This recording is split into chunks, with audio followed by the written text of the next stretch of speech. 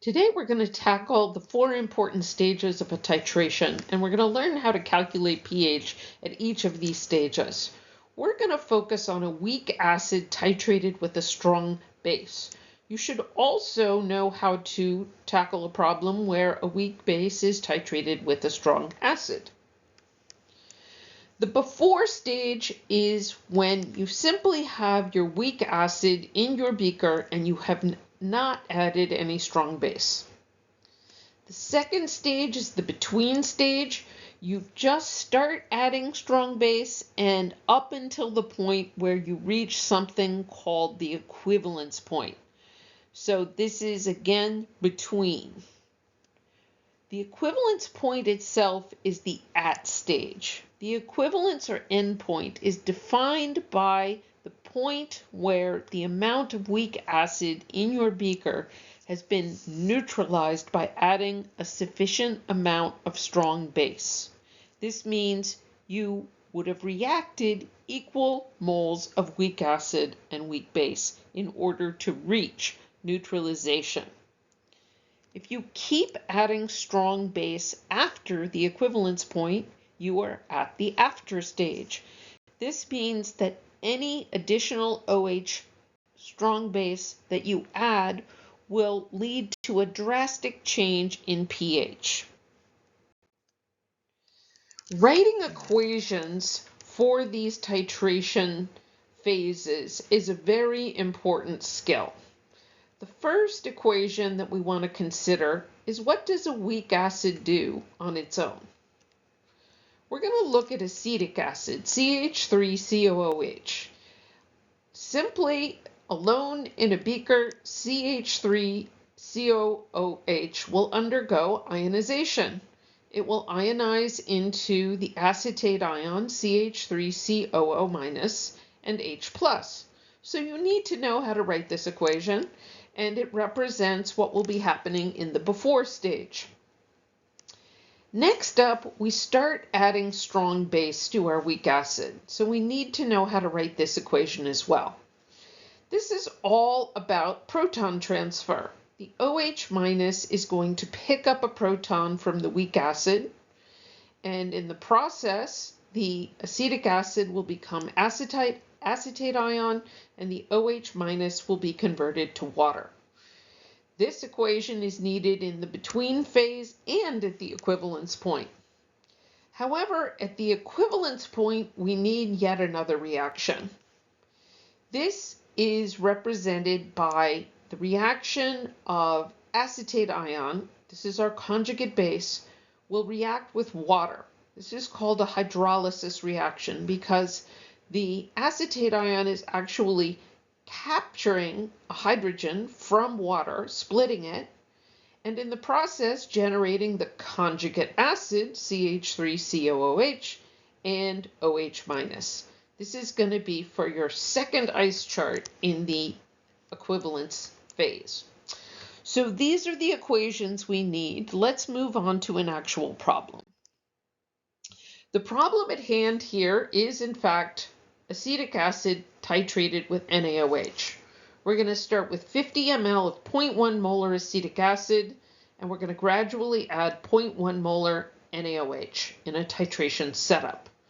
Then we're going to calculate the pH in these 4 stages already described before we add any strong base, the between phase when we add 20 ml of NaOH, the equivalence point when we add 50 ml of this NaOH, and then finally after the equivalence point where we have exceeded the amount of weak acid present. Let's start with the before phase.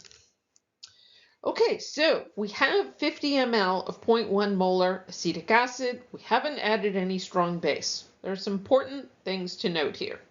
You have to have your equation as described, the dissociation. You are going to work in molarity, and you are going to ignore the 50 ml volume. This can lead to some confusion, but trust me, for this first phase, we're just going to use molarity. This makes our life quite simple. We, of course, also need our Ka for acetic acid, and we're going to fill in our ice chart. So we have 0.1 molar. We know this is going to ionize. We'll let the other two species start at 0, and we'll do the usual. Minus x, plus x, plus x. We will make an approximation for our acetic acid because our Ka is quite small. And then we're going to set up our Ka expression. Here it is. Ka equals 1.8 times 10 to the negative fifth equals x squared over 0.1. Now, if we solve for x, we need to recognize that our x is going to give us the concentration of H+. This, in turn, will give us the ability to calculate pH. So x equals hydrogen ion concentration. We take the negative log of the hydrogen ion concentration, and we find that we have a pH of 2.87. Notice I haven't put in the actual numbers here. I did that on purpose. It's more important here for you to understand the process than it is to plug in the numbers and do the actual calculations.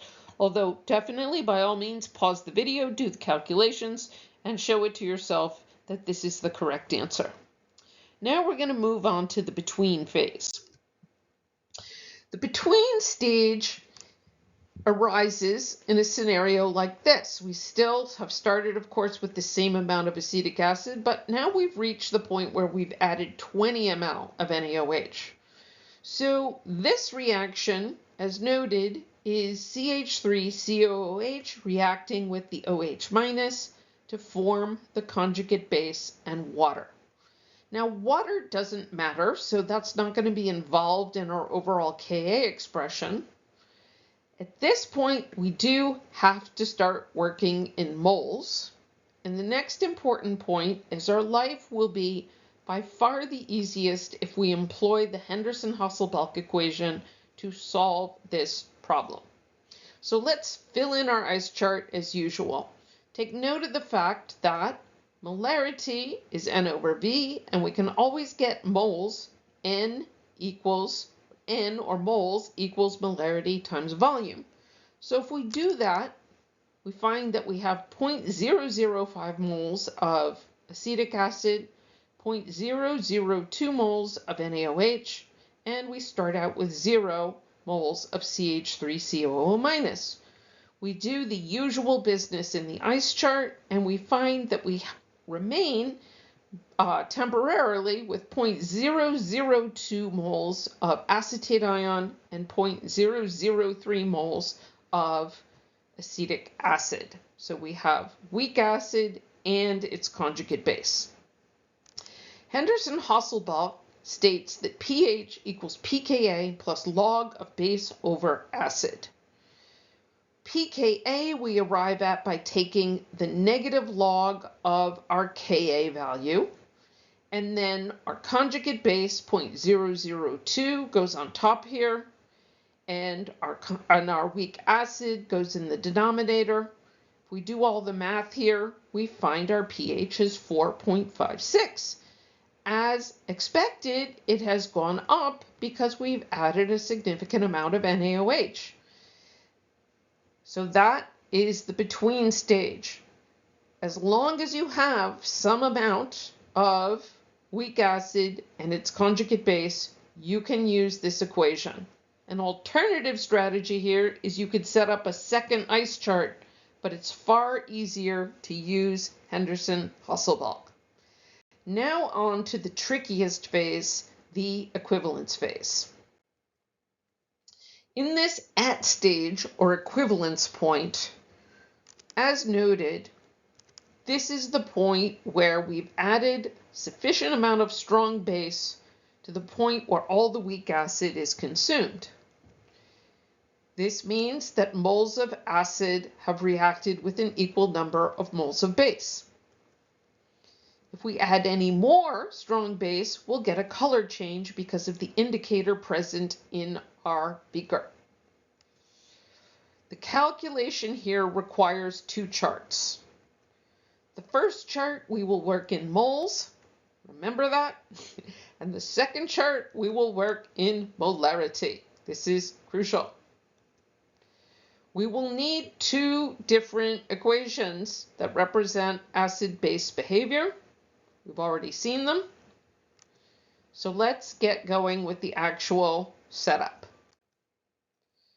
Okay, here we have 50 ml of NaOH at 0.1 molar, which we add to 50 ml of 0.1 molar acetic acid. You can see right away that this is going to be an equal number of moles. So we're going to work in moles for the first chart. Then we're going to have to recognize that we're going to use the excess conjugate base from this calculation to determine pH. Stay with me.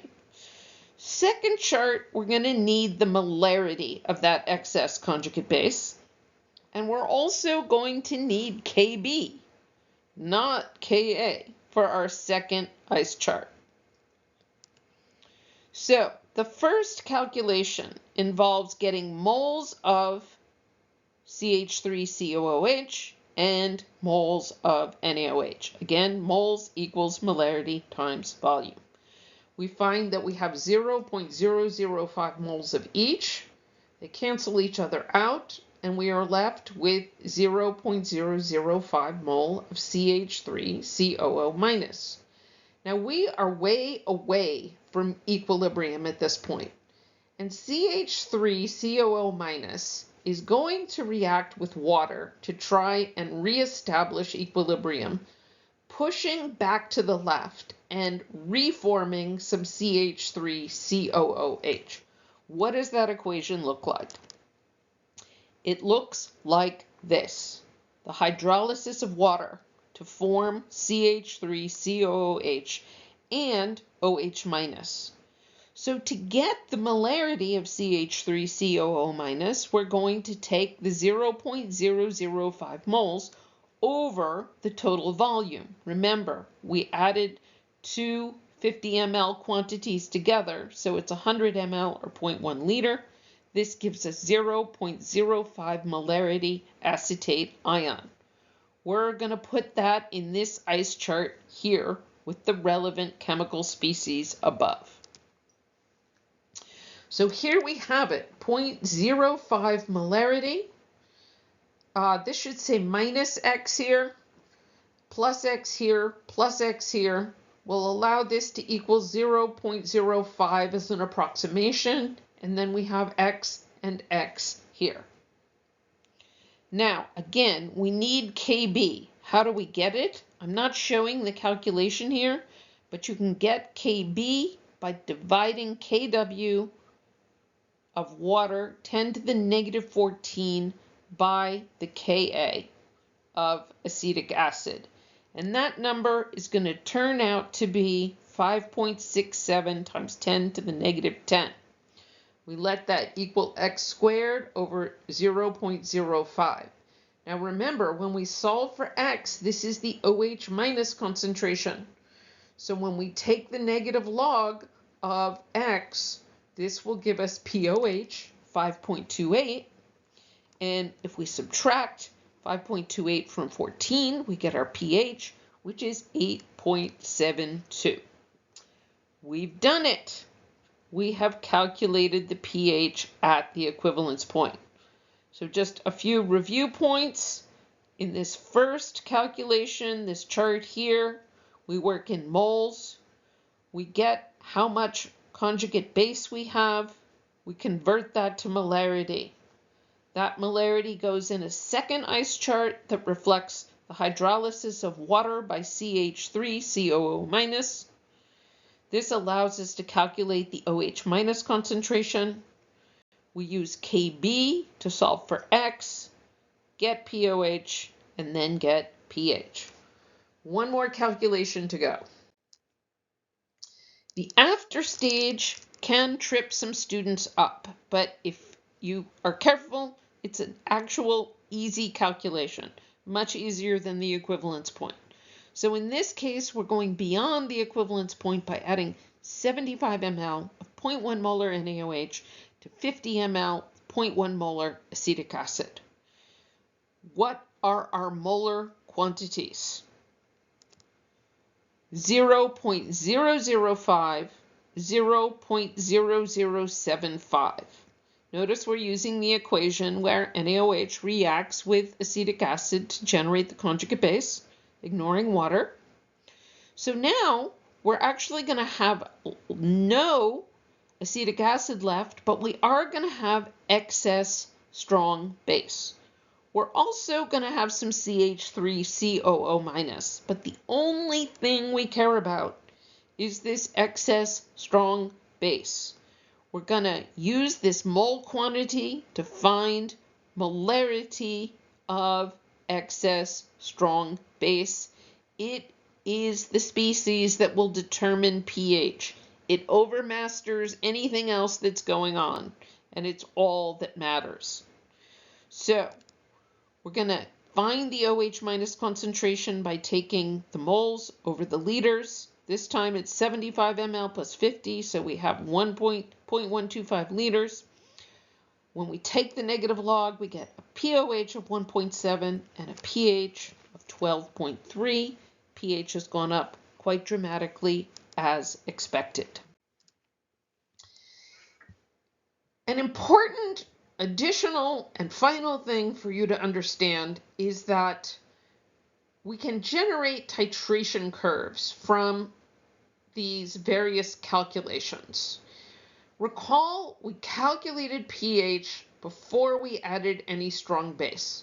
That would be right here. We have pH here on the y-axis and additional OH here on the x-axis. So as we add more NaOH, we get into the between phase. And then eventually we hit that equivalence point. Then once we go past that equivalence, big jump in pH, and this is our final calculation up here. So you should study these charts, study these graphs, think about them a little bit, and relate your calculations to what you see here. That's it for now. Good luck, and do practice these problems. It will help you master them 100% and be able to do them on exams.